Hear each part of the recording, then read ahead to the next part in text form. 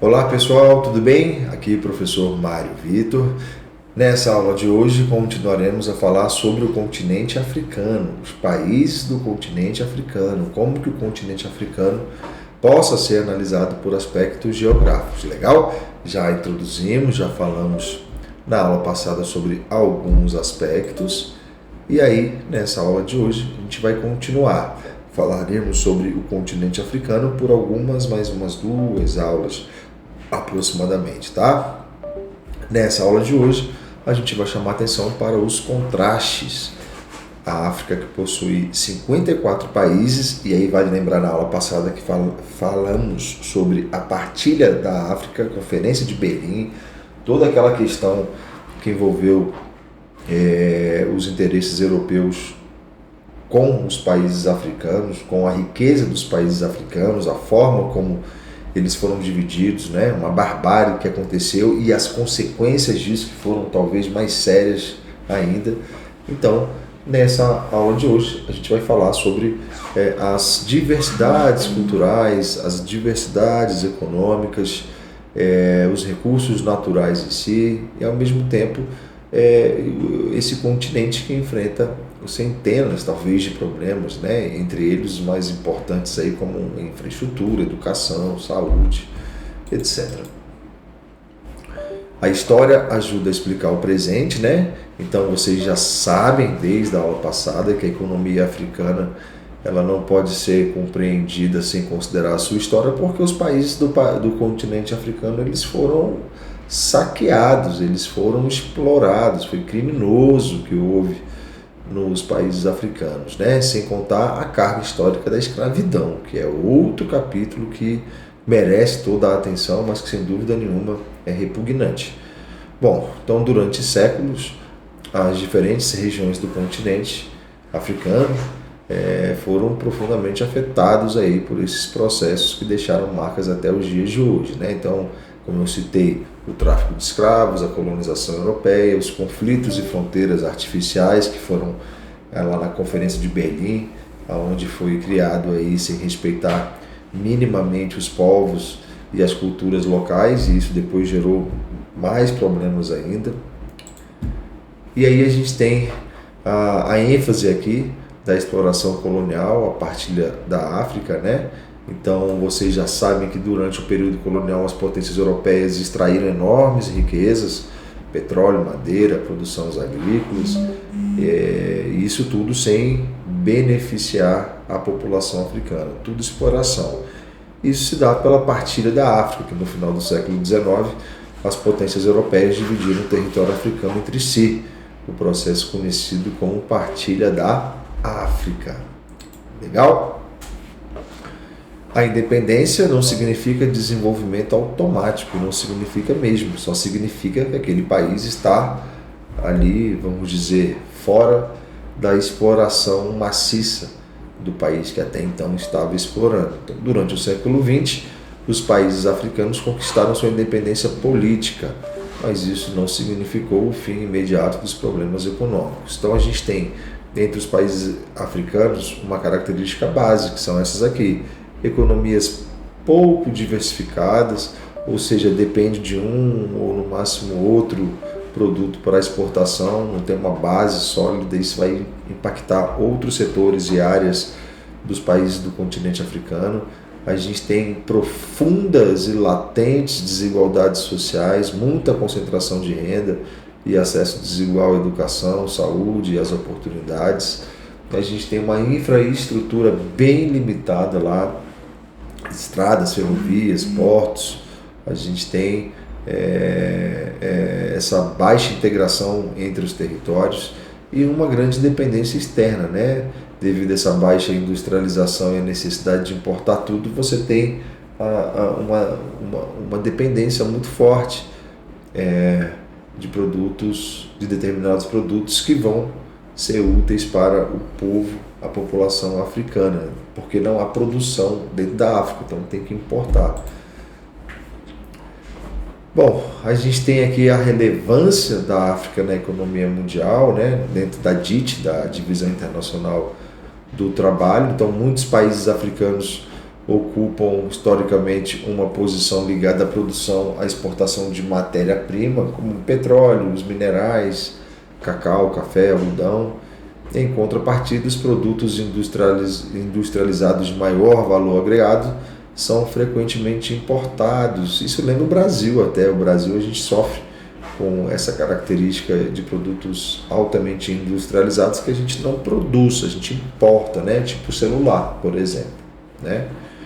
Então, os países do continente africano são grandes exportadores de matéria-prima, processamento mundial, né, em torno disso, e acabam que eles importam muitos produtos. Esse ciclo vai aprofundar ainda mais a dependência econômica e reduzir a capacidade dos países em se desenvolver.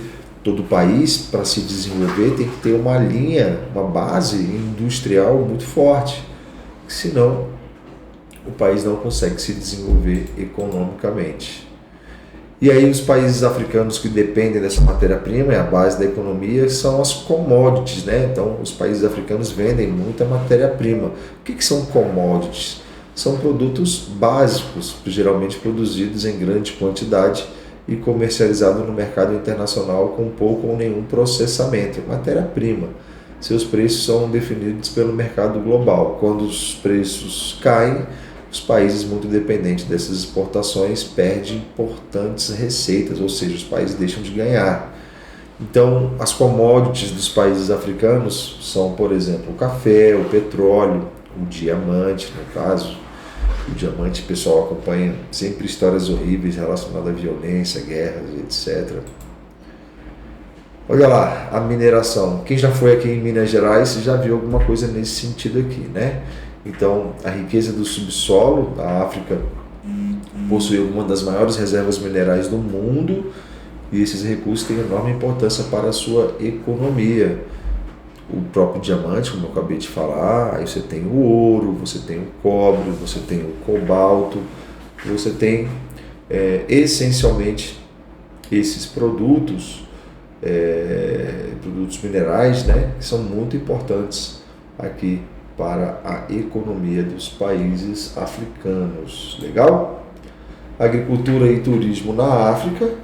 Então a gente tem a agricultura comercial, que é uma produção em grande escala destinada à exportação.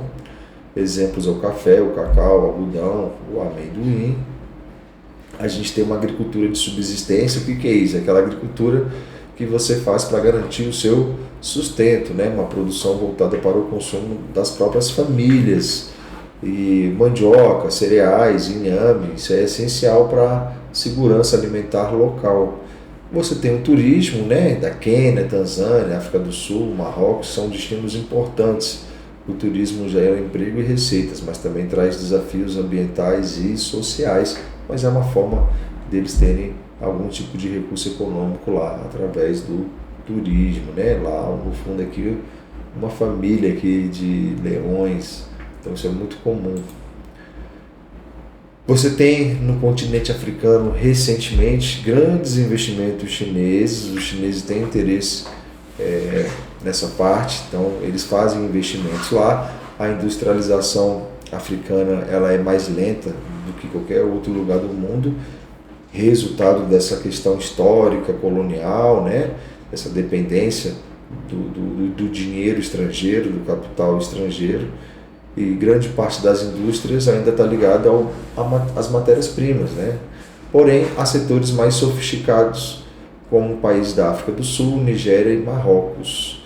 Então, a China na África, olha lá, a China tornou-se um dos maiores investidores no continente, financiando ferrovias, rodovias, portos e energia. Esse relacionamento gera debate sobre a dependência econômica e endividamento e geração de empregos locais. Os chineses, claro, querem a contrapartida, eles investem, mas querem recursos do continente africano. É assim que funciona. Problemas da infraestrutura. Muitas ferrovias coloniais foram construídas para levar recursos das áreas produtoras aos portos, não para integrar o território. Pessoal, as ferrovias, as primeiras ferrovias construídas no continente africano era para atender à exploração, para você poder pegar lá os minerais de alguma região e levar para os portos mais próximos. Era assim que funcionava você não tinha um comprometimento em desenvolver o país, e sim explorar o país.